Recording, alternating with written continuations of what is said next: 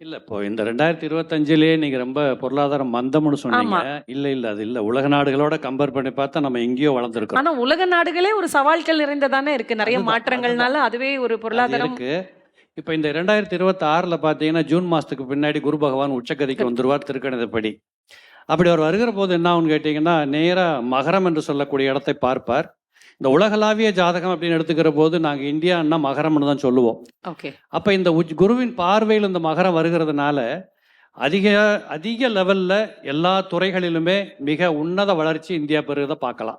26ல வளர்ச்சி இருக்கும். கண்டிப்பாக மிக இருக்கும். பிரமாதமான பொருளாதார சக்தியாக Very good. இந்தியா உருவெடுக்கும். ஓகே. உலக நாடுகளே ஆச்சரியப்படக்கூடிய அளவுக்கு நம்மளுடைய பெரியவர்களின் இந்த வேலைகள் ரொம்ப சிறப்படையும். No doubt.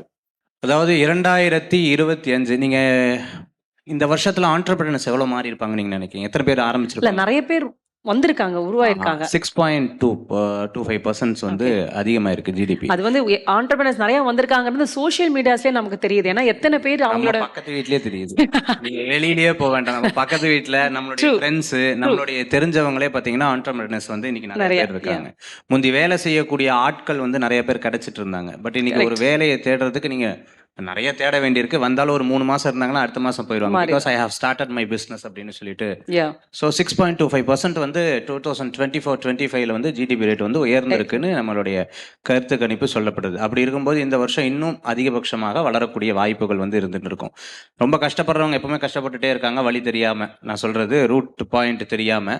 பட் ஃபினான்ஷியல் இதுல வந்து அந்த சுக்கிரன் மேல கவனம் செலுத்தினவங்க வாழ்க்கையில மிகப்பெரிய உயரத்துல வராங்கன்றது என்னுடைய கணிப்பாக இருக்கு.